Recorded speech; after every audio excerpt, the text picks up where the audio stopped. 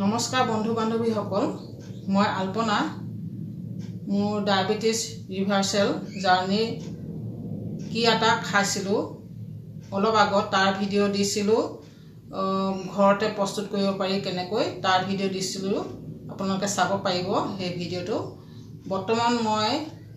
ঘৰতে প্ৰস্তুত কৰা আটা নেখাও কাৰণ ঘৰতে বনাবলৈ যথেষ্ট অসুবিধা হয় অলপ ব্যস্ত থকাৰ বাবে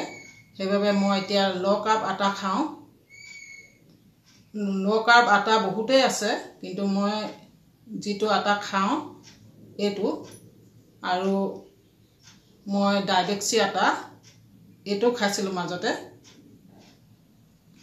আপোনালোকে যদি এদিন ৰুটিটো খায় ডাইবেক্সি আটা ৰুটিটো খায় তেতিয়া কি হয় আপোনাৰ সুগাৰ ইমান ধুনিয়াকে নৰমাল পৰ্যায় যায় নহয় আচৰিতেই মানিব যেটো দৰব নোখোৱাকে খালি দৰব নোখোৱাকেও আপোনাৰ সুগাৰ একদম নৰমাল পৰ্যায়লৈ যায় দে বৰ ধুনিয়া টেষ্টিও হয় আটাটো হেতু আটা খাইছিল কিন্তু তাৰ দাম যথেষ্ট কেজিয়ে 500 টকা সেইবাবে মই ভাবিলো তাতকৈ কম ৰেটৰ আটা আছে নি চালো তাৰ পিছত আকৌ মই ফটো দি দিছো আপোনালোকক ডেসক্ৰিপচনত আপোনালোক মই ফটো দি দিছো এয়া সব এটো আটা মই খাইছো এতিয়া বৰ্তমান এই আটাটো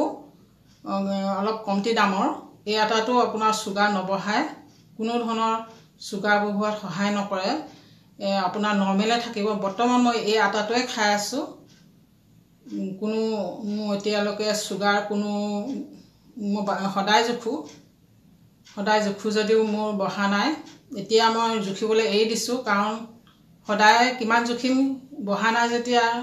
চাও প্ৰথমতে খাই লৈ চাই লওঁ তাৰ পিছত দুদিন মান পাছত মই জুখো তাৰ পিছত যেতিয়া সদায় 3-4 দিন জুখাৰ পিছত যেতিয়া নৰমাল পাওঁ তেতিয়া মই আৰু নেখাওঁ এইখিনিতে কৈ থওঁ মই কোনো বিশেষজ্ঞ নহয় এইবিলাক কথা মোৰ নিজৰ ওপৰত এপ্লাই কৰিছো সেইবাবে এইবিলাক কথা আপোনালোকক ক'ব পাৰিছো হেতু কাৰণে আপোনালোকে ধৰি নলব যে মই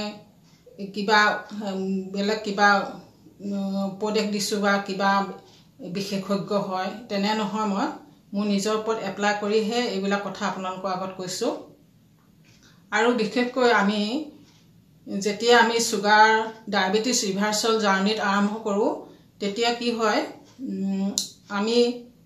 খাদ্যবিলাক খাওঁতে যেনে আমি দুপৰীয়া খাদ্য খাব ললো হেতু সময়ত আমি দুপৰীয়া খাদ্য খোৱাৰ আধা ঘণ্টা আগত আমি সালাড যথেষ্ট পৰিমাণৰ ডায়াবেটিস যেতিয়া ৰিভাৰ্সেল জাৰ্নি হয় তেতিয়া যথেষ্ট পৰিমাণৰ সালাড খাব লাগে সালাডে আপোনাৰ সালাড খোৱাটো আপোনাৰ ভাল মই তেনেদৰে তেওঁলোকে যেনেকে মই ভিডিওবিলাক চাই গম পালো মই সালাড খাইছিলো সালাড খোৱা আধা ঘণ্টা পাছতে মই এই বিশেষ আটা ৰুটিটো খাইছিলো তাতো মই সবজিৰ পৰিমাণ যথেষ্ট লৈছিলো আৰু কি হল মই ভিডিওবিলাকত পোৱা মতে যেতিয়া আমি এই ডায়েটটো ফলো কৰিছো তেতিয়া তেওঁলোকে কোৱা মতে আমি প্ৰটিনো খাব লাগে সেইবাবে মই মাছ মাংস এইবিলাক প্ৰতি হাজতে খাওঁ এতিয়াও খাওঁ কণী কথা কওঁ কণী মাছ মাংস কণী এইকেইটাই মানুহৰ বাবে সুগাৰ বঢ়ায় মানুহক শকত কৰে বা সুগাৰ বঢ়ায় বেছিকে আমাৰ প্ৰায় মানুহে কয় ই শকত হৈছে মাছ মাংস খাইছে খুব বেছিকৈ হেতু কাৰণে শকত হৈছে কিন্তু আসলতে মাছ মাংস খাই মানুহ শকত নহয় মাছ মাংস খাওঁতে আমি অলপ টেষ্টি পাই পেলাই বেছিকৈ ভাত খাই দিয়াৰ কাৰণে আমি শকত হওঁ হেতুৱে কথা মই এতিয়া যি বুজিছো হেতু কথা কৈছো মাছ মাংস আমাৰ কি হয় মাংসপেশী গঠনতহে সহায় কৰে মাংসপেশী গঠন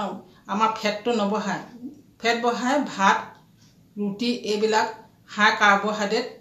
যিবিলাক আহাৰ সেইবিলাকে আমাৰ ফেটটো বহায় আমাৰ শকত কৰে হেতু কথা মই বৰ্তমান বুজিছো মই এতিয়া সদায় মাছ মাংস খাওঁ আজি সকলে নিৰামিষ খায় সেই সকলে আপোনালোকে পনীৰ লব পাৰে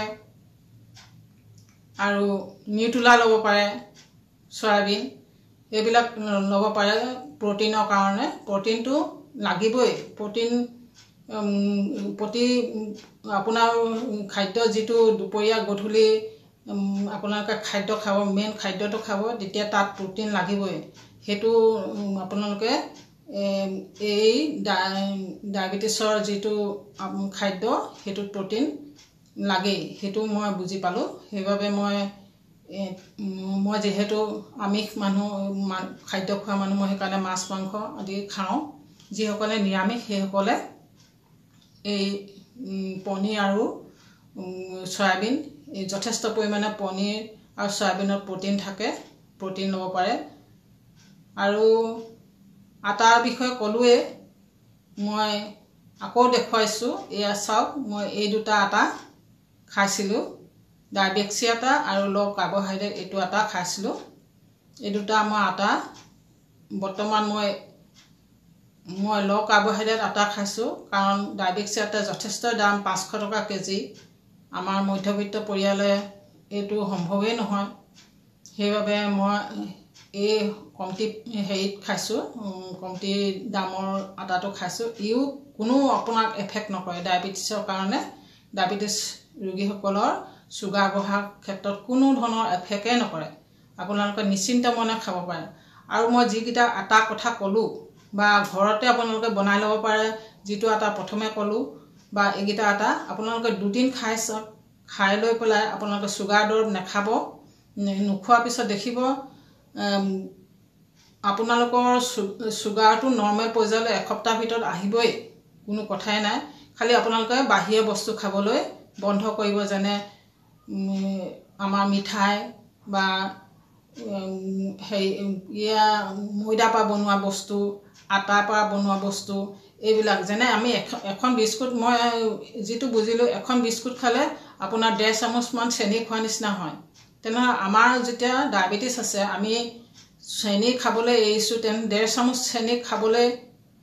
প্ৰয়োজন মই সেইটো কাৰণে বিস্কুট ময়দাৰ পৰা বনোৱা বিস্কুট এনেকুৱা বস্তুবোৰ নাখাওঁ এই আটা যিকেইটা আটা কথা ক'লোঁ সেইকেইটাৰ পৰা আপোনালোকে পকৰি বনাই ল'ব পাৰে কিবাকিবি বেলেগ নিমকি বনাই ল'ব পাৰে সেইটো আৰু বিশেষকৈ আপোনাৰ মই ইণ্টাৰমিটেণ্ট ফাষ্টিঙো কৰিছিলোঁ ইণ্টাৰমিটেণ্ট ফাষ্টিং মই কৰিবলৈ প্ৰথমতে ভয় খাইছিলোঁ কাৰণ মই আপোনালোকৰ হয়নে নহয় গম নাপাওঁ কিন্তু মোৰ ক্ষেত্ৰত কি হৈছিলে মোৰ যদি আগতে দৰৱ খাই থাকোঁতে ঔষধ যেতিয়া ডায়েবেটিছৰ ঔষধ সেৱন কৰি আছিলোঁ তেতিয়া মোৰ এনেকুৱা হৈছিল মই যদি অলপ ভোক লাগে মোক কঁপনি ধৰে ঘাম ওলাই মাথা দি মই বেহুচ হৈ যাব অলপ ভোক লাগিলেই মই বেহুচ হোৱাৰ আগতে হৈ যাব বিচাৰোঁ লগে লগে কিবা খাই দিলে আকৌ সজীৱ হৈ যাওঁ সেইটো কাৰণে কৈছোঁ মই যদি ইণ্টাৰমিটেণ্ট ফাষ্টিং কৰোঁ মই কেনেকৈ কৰিম যেতিয়া মই ডায়েবেটিছৰ ঔষধ 3-4 দিনৰ পিছত যেতিয়া মই ঔষধ এৰি দিলোঁ তাৰপিছত মই ইণ্টাৰমিটেণ্ট ফাষ্টিং কৰিবলৈ ধৰিলোঁ তেতিয়া মোক ভোক লাগিলেও মোক কঁপনি নধৰে ভোক লাগিলেও ঘামো নোলায় কঁপনিও নধৰে মানুহজনী সতেজ হৈ থাকোঁ মই তেতিয়াই ভাবিছোঁ চুগাৰটো দৰৱ খোৱাৰ কাৰণে মোৰ বেছি ভোক লাগিলে মোৰ তাৰমানে চুগাৰ কমি যায় কিজানি সেইটো কাৰণে মই চুগাৰটো দৰৱখিনি নোখোৱাকৈ মই ইণ্টাৰমিটেণ্ট ফাষ্টিং আৰম্ভ কৰিলোঁ দৰৱটো নোখোৱাৰ পাছতহে মই ইণ্টাৰমিটেণ্ট ফাষ্টিং আৰম্ভ কৰিছোঁ আপোনালোকে যদি ভয় খাইছে তেনেহ'লে ডক্তৰৰ পৰামৰ্শ ল'ব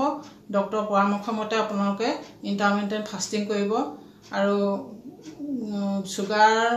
বিষয়ে আৰু বেলেগ এটা ভিডিঅ'ত আকৌ ক'ম মই আৰু কি খাইছিলোঁ সৰু বহুত কথা আছে সৰুকৈ এটা কথাই ক'ব পাৰি বহুত দীঘলীয়া হৈ যায় ভিডিঅ'টো সেইটোৰ বাবে আজি মই কি আটা ৰুটি খাইছিলোঁ সেই বিষয়ে আপোনালোকক ক'লোঁ ধন্যবাদ আৰু মই পুনৰবাৰ কওঁ মই বিশেষজ্ঞ নহয় মোৰ ওপৰত এইবিলাক এপ্লাই কৰি পাইছোঁ বৰ্তমান আপোনালোকে সদায় এটা কথা মন কৰিব চুগাৰ আপোনালোকে ৰাতিপুৱা বা দুপৰীয়া খানা খোৱাৰ পিছত যেতিয়া চুগাৰটো বাঢ়ি থাকে সেইটো আচলতে ৰেঞ্জৰ এইটো আপোনালোকে বেছি ভয় নাখাব বাঢ়িবও পাৰে কেতিয়াবা কিন্তু এটা কথা আপোনালোকে সদায় HbA1c টেষ্ট কৰিব এইটো হ'ল চুগাৰ 3 মাহৰ এভাৰেজ ৰেঞ্জ এইটো যদি আপোনালোকৰ বাঢ়ি থাকে তেতিয়াহে চুগাৰ বঢ়া বুলি ডক্টৰসকলৰ মতে সেইটো চুগাৰ সেইটো ৰেঞ্জ বঢ়া মানে আপোনালোকৰ চুগাৰ বঢ়া বুজায়। সেইটো বাবে আপোনালোকে প্ৰতি 3 মাহৰ মূৰে মূৰে HbA1c টেষ্ট কৰিবলৈ কৰে যেন মই কৰি থাকোঁ। বৰ্তমান মোৰ নৰ্মেল আছে, মোৰ 4.7 মোৰ এনেই থাকিব লাগে মানুহৰ নৰ্মেল মানুহৰ 5.7 মোৰ এতিয়া 4.7 আছে আৰু বাঢ়িলে বুলি ক'লে আপোনালোকৰ 6.3 প্ৰি ডায়েবেটিক হয়। 5.7ৰ পৰা যদি 6.3 এইটো প্ৰি ডায়েবেটিক ৰেঞ্জত পৰে। ধন্যবাদ। আৰু বিশেষ নকওঁ, মই যিটো আটা খাইছিলোঁ সেই আটাৰ বিষয়ে ক'লোঁ আৰু আজিলৈ আহোঁ, দি থাকিম আপোনালোকক ভিডিঅ' ইয়াৰ বিষয়ে।